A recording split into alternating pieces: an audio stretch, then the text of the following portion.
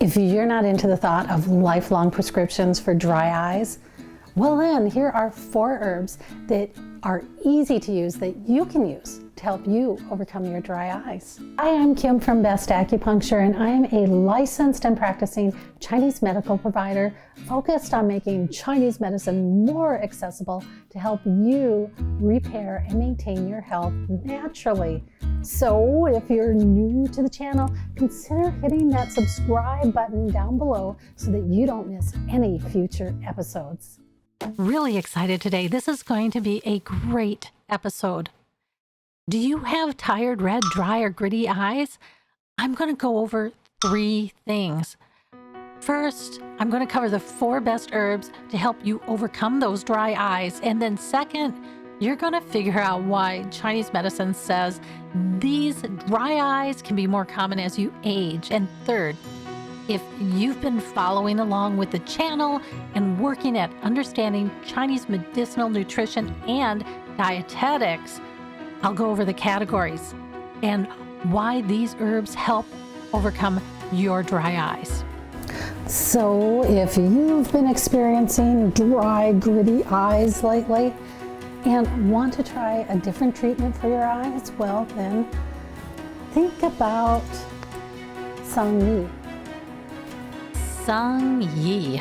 This is the leaf of a mulberry tree, and in the US there's only one mulberry tree that's native, and that's going to be this red mulberry tree that's in the eastern half of the United States. It's a fruit-bearing mulberry tree, so the leaves that are used for Sang Yi are not from the red mulberry tree. Sang Yi comes from a non-fruit-bearing mulberry tree, and silkworms feed on the leaves and make silk. So these leaves, they're a key input for silk, but when the leaves are not feeding silkworms, they can treat dry, red, gritty eyes. So just a couple leaves in hot water over the next week to a month can make a change in your dry, gritty eyes. What about my personal favorite, which is dry, tired, swollen eyes? Well, here's 2 herbs that you can use. And the first one's going to be gochitsa or lychee fruit, and it's a wolfberry. Or the second one, you already know it's a flower, and you can find it in your garden. It's juha chrysanthemum flowers. And you know that flower because you can find it in your garden. You know, I have another episode out here with juha, and it's called Stop Your Pounding Headaches Naturally. So if you want to check out that episode, you know, there should be a link here in the corner, or you can find a link in the video description below. Gochitsa is Chinese wolfberry, and it was originally from Tibet, and in 2005, it wasn't known in the US, and you know, today it's grown everywhere. So you're going to see in Chinese medicinal formulas, juha and gochitsa, you know, they're going to be combined a lot because they work so well together. Both of them help repair the eyes. So juha or chrysanthemum flowers help eliminate dry, swollen, and or painful eyes. And gochitsa can help with those spots in front of your eyes or blurred vision, or if the sharpness has been reduced. You can find both of these dried herbs online or, you know, usually in any Asian market or at a Chinese herbal dispensary. Now, gochitsa, it's a fruit and it is sweet. So you'll see people using gochitsa in smoothies, on salads, and cooking, like anywhere you would use raisins. Now, they're not as sweet as raisins. So I think they blend better in recipes.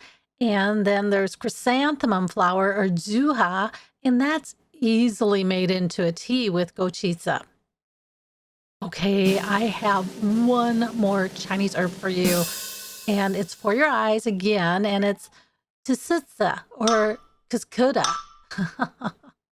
This plant doesn't have any leaves, so it can't make its own chlorophyll and feed itself. Instead, it grows on other plants like a parasite and uses that plant for food production. So it's the seeds of this plant, and the seeds, they help reduce blurred vision and dry eyes. So combine this herb with juha or chrysanthemum flowers for blurred vision, and you can also combine it with gochitsa for those dry red eyes. Okay, so where can you find these herbs? Well, you can find them online, you can find them in an Asian market, or there might be an herbal dispensary where you live. When you were younger, you might get dry, gritty eyes because you spent the whole day out in the sun, cycling, windsurfing, riding your quad, some activity that had your eyes getting this constant pressure from the elements. And of course, spending the whole night in the bar can do this for you too. But it usually goes away. And what's different as you get older is it doesn't go away, and you're not outdoors doing some fun physical activity or hitting the bars. So what's different? Well, the balance and the consumption of yin and yang in the body. And you know what? There's some ideas on yin and yang in my episode, Yin and Yang Part 3, How It Looks in Your Body. So we explode into this life with a glass full of vitality, and I have a blog. What is vitality and why normal signs of aging are not normal? And that goes into more depth on how Chinese medicine sees vitality. You can find a link in the video description below, or, right here in the right-hand corner of this video. Now, that vitality is your balance of yin and yang. And in that episode, Yin and Yang Part 3, How It Looks in Your Body, the first part of our life is with expansion and with yin. And the easiest way to get a feel for yin is to see it in the soil. Now, I grew up in the Midwest where the soil was black as tar and full of nutrients. Anything would grow in that soil. You just had to throw out the seeds and it would grow. So you're starting to see this really healthy yin. And, then life happens. You start making all these life choices. So let's say you start burning the candle at both ends and not taking the time to rest or sleep. Well, that's like constantly replanting a field with the same crop over and over again. Gradually the field is going to be deprived of key nutrients and the harvest will get poorer and poorer. So then you decide you're going to start pushing your field with nitrogen. And that's kind of like pushing yourself with coffee and stimulants. And you still produce, but your output is experiencing this internal damage where the plants don't have the same nutrition that they once had. So over time, this soil, it starts to lose all that black luster it once had, and it becomes gray and sandy. Now, things are going to happen that will be very draining on your vitality because, this is life, and life isn't always easy. But you can make decisions to help minimize the impact of vitality draining experiences. Nobody told me this when I was growing up, so I was pretty footloose and fancy-free. But what I found out through Chinese medicine is that you can turn your life around at any time. You can make changes that are going to have a significant impact on your quality of life at any time. So when you use these herbs, that's different than, say, using eye drops. Well, these herbs work at replacing some of your vitality. They work at replacing yin in the body so they can make you feel healthier. One of the ways that low yin can show up, besides the red eyes, is going to be restlessness or trouble sleeping.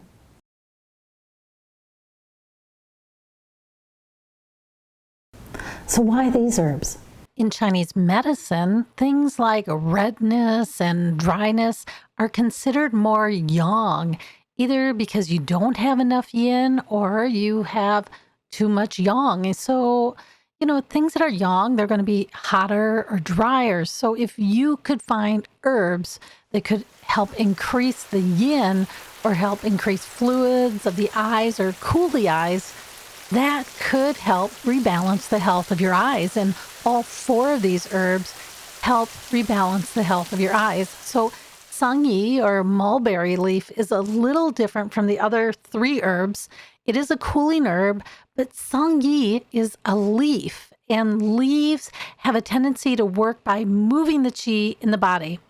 So sometimes your eyes just feel hot, and this helps by moving the heat out of the eyes, and it helps cool them off. So now the other thing that happens is Chinese medicine likes to relate health problems in the body with one of the 12 channels. Well, okay, when it involves the eyes, a lot of times it's the liver and kidney channel involved. So first, let's find herbs that support one of these 2 channels and that address the eyes. There are herbs that help the liver or the kidney channel, but not the eyes. All 4 of these herbs support the liver channel and help the eyes. So 3 of the herbs support both the liver and the kidney channels. And those 3 herbs are goji berries, chrysanthemum, and cuscutta. So these 3 herbs, they're a little different from Sangyi or mulberry leaf because instead of just helping things move in the body like mulberry leaf, these 3 herbs help rebuild the yin of the kidney and liver channel. So guess what? These herbs help strengthen the body and rebuild your vitality. One last thing. There's also a lot of similarities in Chinese medicine. And what that information does is it gives you these generalized categories. So when you're out in nature, you can look at something and you go, oh, that probably has a cold or warm temperature, and it probably is dealing with this channel.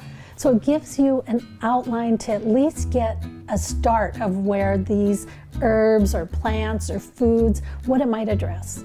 Okay, now if that information interests you, then leave a comment below.